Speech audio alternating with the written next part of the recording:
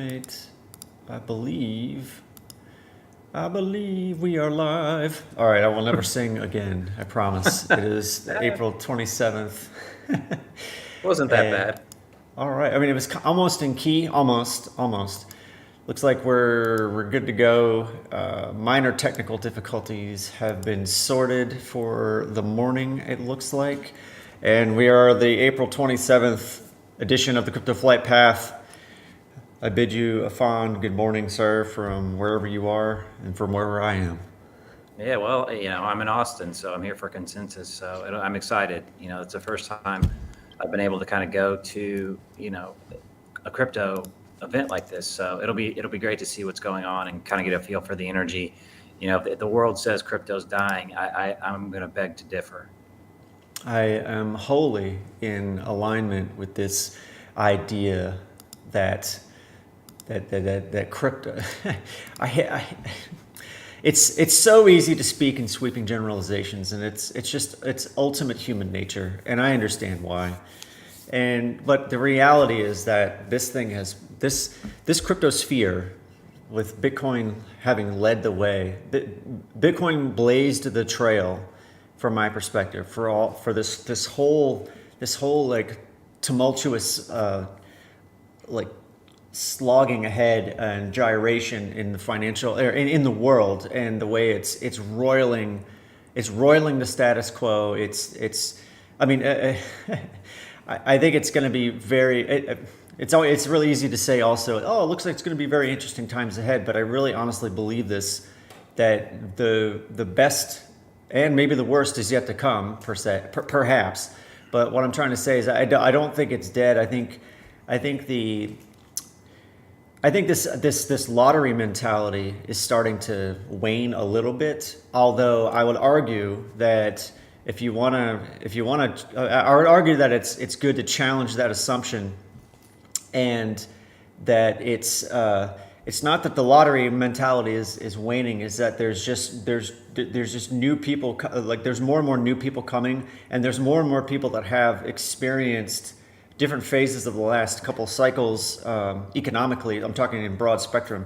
There's a lot of people that have experienced these things before, that are now getting their second and perhaps even third round of exposure to what happens in these markets at the large scale, at the macro level, we'll call it. Like the really but it's really at the global level is what I'm trying to communicate there. So Well, yeah, an anyway. interesting thing. Yeah, an interesting thing I was thinking on the plane ride out here. I used to be in real estate, and even in real estate, you had cycles. There was, the good times and bad times, and that's what it's like that in every industry. And what's funny about crypto is, when you have a down cycle in crypto, the media and the FUD go into overdrive, and everybody always says it's ending, it's over. Well, that doesn't happen in commercial real estate. That doesn't happen in insurance. It doesn't happen, in any of these industries that have cycles, which they all do. You don't turn on the TV and hear commercial real estate's dying, it's over. It's a fad, and it's just like one of those. I just kind of laughed because it's like it's a new industry, it's a new asset class, and I guess that's growing pains for this asset class. Yeah, and we're still, even though it's been more than a decade now, it's still early days in the grand scheme, I would argue. So that I think that the interesting interesting things happen on these different time frames, and it's really easy for us as market participants, whether we're actively trading or not trading at all, and we're just holding, or we're just sitting on the sideline. The lower time frames, or the shorter time frames, are where I'll argue in a court of law that most of the time that's where the largest number of participants they sit, and that's their frame of reference. And it's really interesting thing I learned listening to. I sent you this thing from Tom Bilyeu from last night that I recommend you listen to. It's very, very good. And this guy talks about like the average person. It's not that perception, to tee this up properly, I need to give you one tidbit. Is that when he was young and his father would say, son, perception is reality.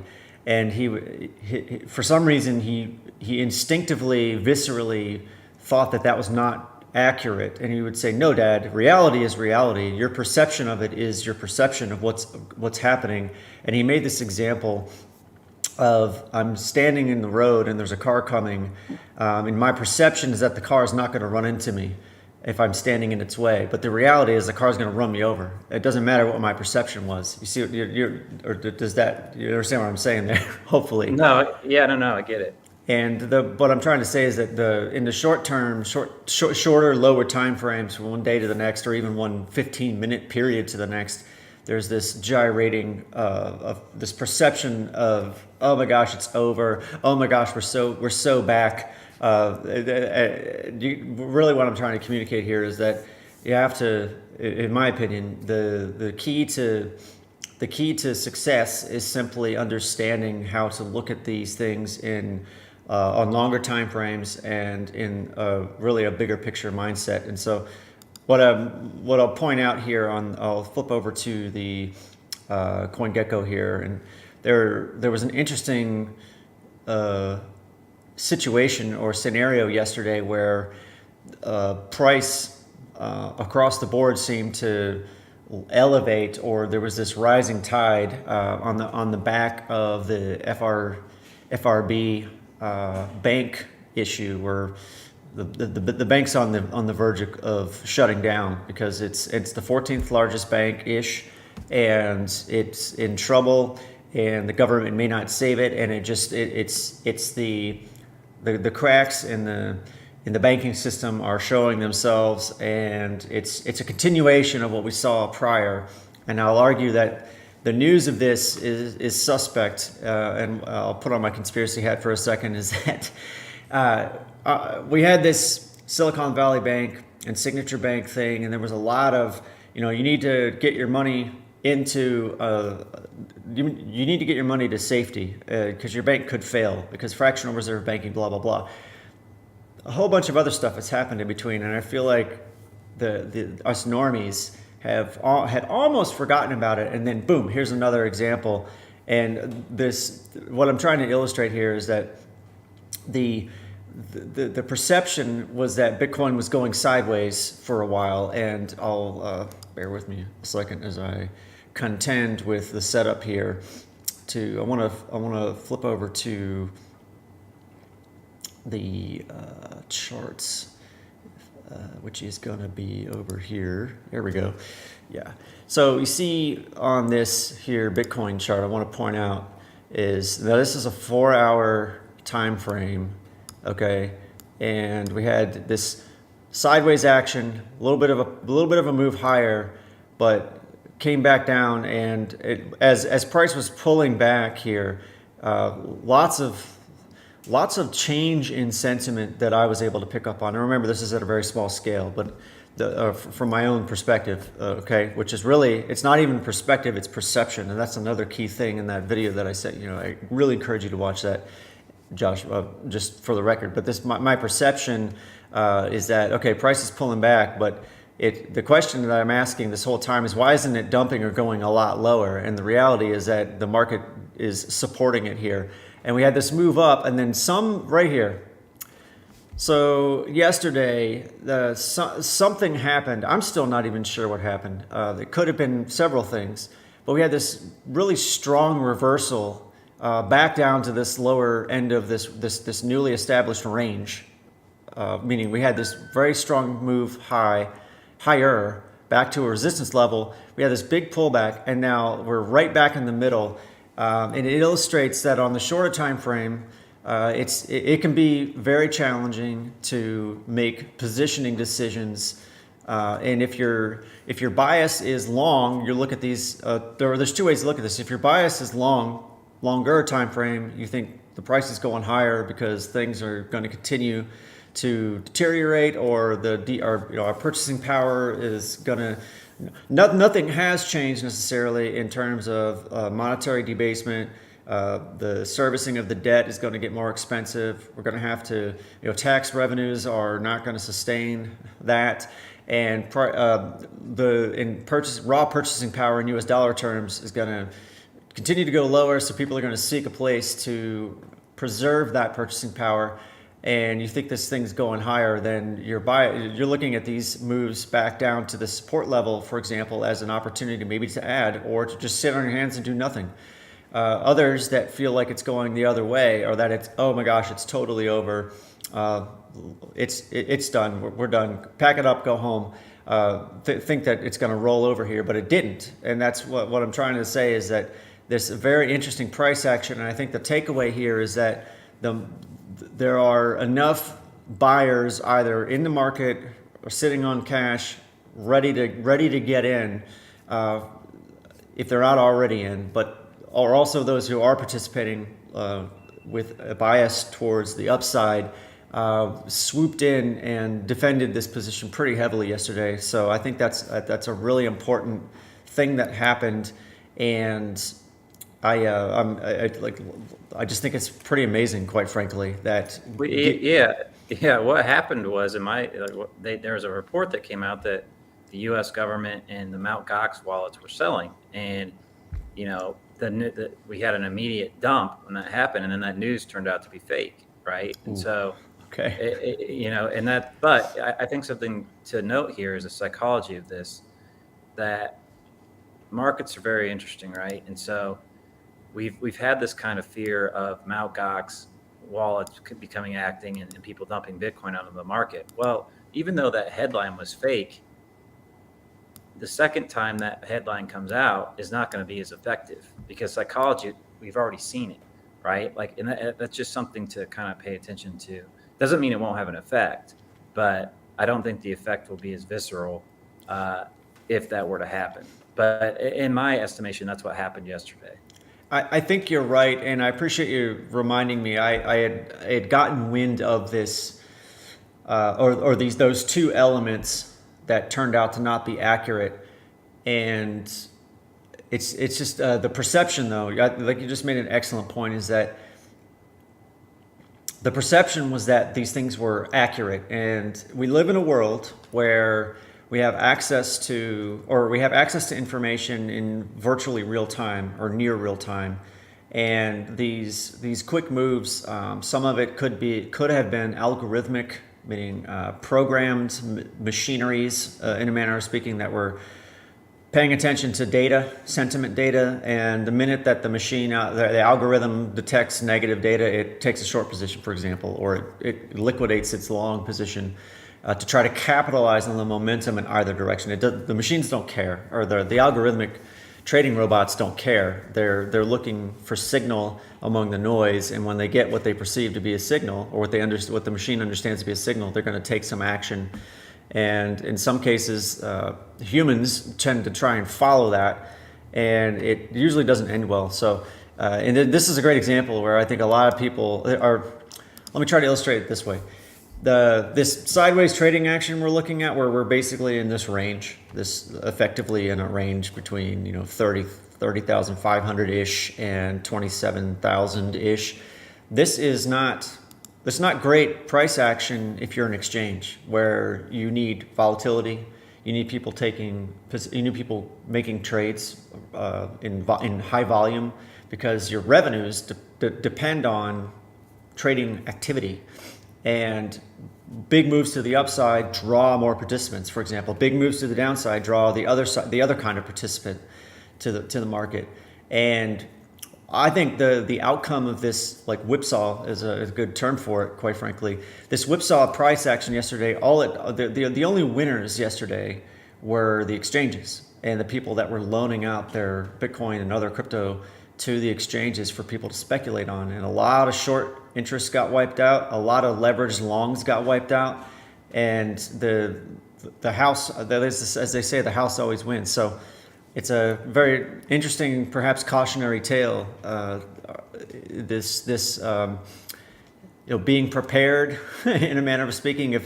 If you are using leverage, then I think you need to be very careful and employ all the risk management that you possibly can. But if you're like us and your bias is up and to the right over the longer time frame, then that's a much more sane way to approach the market, in my opinion. So I agree. Yeah, and this kind of price action, I mean, this is really difficult even for people that do this professionally, right? And so, always important to remember, that your time frame is always very important. Yeah, and I think this a good thing to a good thing to dovetail or transition into is to talk a little bit about the current. I think it's the first like step forward in this whole idea of like what the debt ceiling debate is going to be, or what the debt ceiling debate is turning out to be or could turn into. And I think to give it some context here is we've seen well, for the record, there's this idea that the debt ceiling needs to be raised is something that happens periodically, and I'll give you from my perspective, having seen this play out several times over the last, I don't know, 8 years or so that I've really been paying attention and started to develop an understanding, is that every time we get into this situation where there's a need to have a debate about whether Congress is going to raise the debt ceiling or not, the playbook is that the debt ceiling issue permeates the media. It's really, the intention is, this is my like glass half empty perspective, is that it scares a few people, but it really, from a political standpoint, or from a from the standpoint of the people in office, it's really nothing more than a mechanism to use as leverage. And from whichever side of the aisle you're on, there's this jockeying for position to try to leverage this debate and the perception of the public via the media apparatus. It's to leverage that this debate, this debt ceiling thing, to try and get some sort of some sort of legislative move to, of course, raise. Because at the end of the day, what I'm trying to spit out here is that it always gets raised.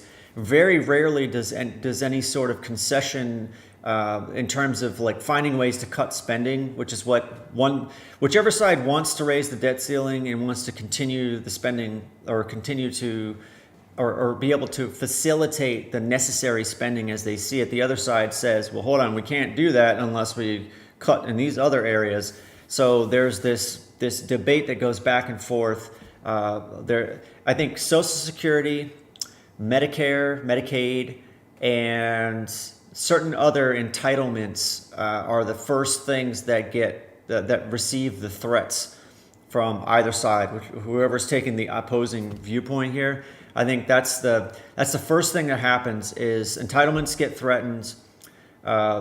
People's constituents all of a sudden start paying attention, and then they scream and yell, and they work out a deal. And what we have to this point is we have a roughly 1.5 trillion that has passed. I think the Republican side of the right has agreed in is it the Senate or the House? I'm drawing a blank now, but we have this preliminary 1.5. Yeah. Okay. House. Thank you. We have this preliminary agreement that 1.5 trillion is approved, and they're going to send it to their side. But the other side's now saying they want 4 trillion.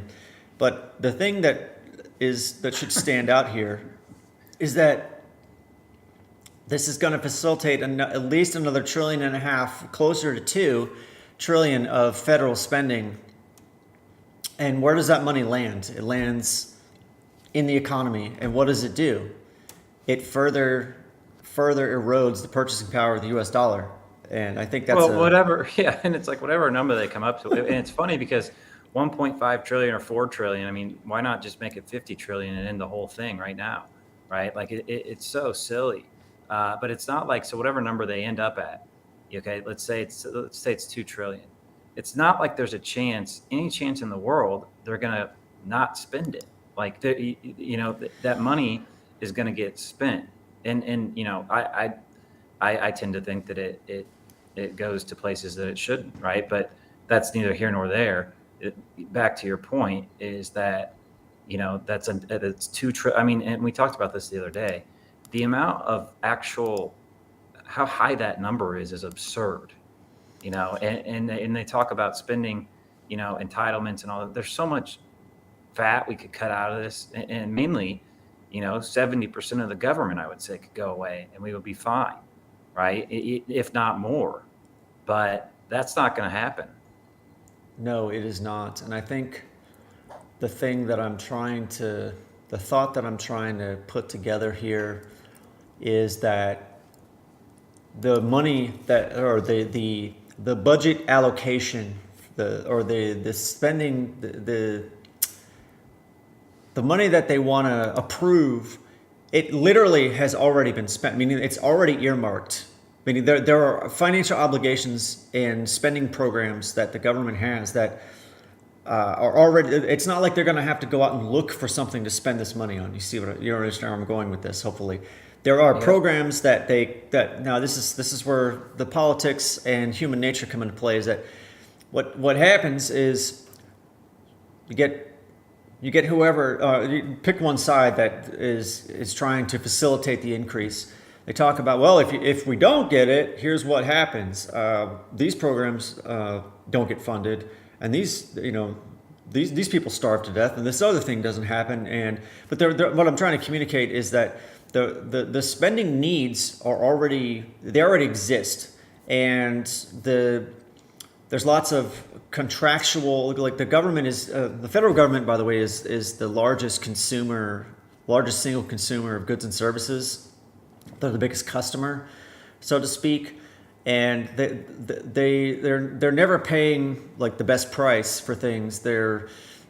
Because the money printer is available to the government to spend. It doesn't matter. Like what I'm trying to say is they're not price sensitive. So, but that doesn't even really matter in the context of the debate. Is that there's threats being levied that certain programs are going to go away, and it's always the Social Security is going to run out of money, or some other entitlement contingent of entitlements that where people are citizens are reliant, like aunts and uncles and grandparents who. Part of their ability to survive financially is that they receive a Social Security check every month, in a manner of speaking. And the minute you start threatening that, they don't, like I'm telling you, perception here, when you're 83 years old and you're literally reliant on Social Security to be able to pay your electricity bill and to buy your groceries so that you can live another day, the minute you hear on television that like the opposing political party or someone in your own party is talking about cutting entitlements, it roils the public, and that's the intention. It's to try and get people to feel enough pain so that they squawk loud enough to their local representatives to get and what the politicians need here is they need direction more than anything else, and they need to feel the heat, in a manner of speaking, so that they know how to vote based on what their constituents want. It's not, because this literally doesn't affect them necessarily, because and you know all the reasons why. And if anybody wants to know all the reasons why, just spend some time on Google, figuring out how political figures work financially. Yeah, well, the economics. The main point that you mentioned earlier is, okay, so great. What do you do about it? Well, nothing. There's not a damn thing that any normal person can do, but what you do is you say, okay, well, what does it mean when they raise the debt ceiling? Well, it means that they're going to spend more money. Well, where does that money come from, right? They've got to essentially, and this is not accurate, create it out of nowhere, right? And so what does that go back to? That goes back to, again, they're debasing the monetary unit that's the dollar. And how do you protect yourself from the debasement of the dollar? We think Bitcoin and crypto, and I think that's something that's going to become very obvious, like in the coming years, because there's no indication of them reversing track here. Yeah, I think that the takeaway from this, like for us regular people who, like nothing that you or I say or think or feel and communicate to the people that represent us in government, like at the end, I'm talking like us as individuals, nothing that you or I are going to say is going to change any of this. There's only one thing that you really can do is, and there's components to this, and really the first component is to develop an understanding of what's really happening in the real world, like reality here, and get your perception to align with reality. And that reality is simply this: is that the U.S. dollar is still, it's still, despite what you hear in the news lately, that it's still the reserve currency. It's still the most desirable monetary unit globally. Yes. However, its purchasing power is continuing to be, its purchasing power continues to shrink. And that means that for every unit of labor that the people that are participating in the labor pool, okay, for every unit of labor that you trade in return for the US dollar as a monetary unit, as compensation for that trade, means that and remember, the labor and the time, more importantly, is the thing that you give every day if you're working stiff like us. And I'm making a broad generalization there, but for the example is that for every unit of labor that you trade, you can't get that back. You can't get the time back. What you get in return for it is a monetary unit. And the simple math here is that the purchasing power of that monetary unit is what matters, because you have needs, you have housing, Maslow's hierarchy is a great thing. Food, water, shelter, safety, things like that. Are all your basic needs being met? And if your monetary unit is supposed to be able to give you the purchasing power to ensure that you have those things, okay? And then later on further up the pyramid, you're doing, or hierarchy, I should say, in the Maslow's hierarchy sense, is that you're having fun and self-actualization, all that stuff. That's not for this debate. What I'm trying to communicate is that the reality is that we are trading the same units in terms of time and labor, and we're getting monetary units. Sometimes we get a little bit more, sometimes we get a little bit less, but it's not even the number of units, it's the purchasing power per unit that is at risk here. And it's been melting away slowly for many years. And that is the real risk. So back to what can we do about it, is that as monetary purchasing power erodes in the monetary unit, what the smart folks do, or the smarter folks, or the aware folks, it's not even about smarts, it's just if you're aware and you understand the reality, is that you find a place to put the monetary unit or swap it with something else, an asset in this case, that will preserve the purchasing power into the future, meaning that the asset that you hold instead of the monetary unit, in this case the dollar, will continue to appreciate in value, so that later on you can swap that asset back for dollars, get more dollars than you had before. But and it's not that you made money, it's that you preserved purchasing power, because the things that you're going to need to buy in a year and 5 and 10 years from now are going to cost more in raw monetary terms. I think to me that's a really good framework for developing an understanding of why you would hold something like Bitcoin or any other crypto asset to try and stay ahead of this monetary debasement. It's like gravity; you can't fight it. I agree. I think that was well said. But hey, I got to run. I got a busy day, so I will report back on the energy and any findings I find here at Consensus. So enjoy your day, and we'll see you tomorrow, hopefully. Super. And reminder: this is an informational and educational broadcast. You really need to do your own research, and we look forward to seeing you on the next one.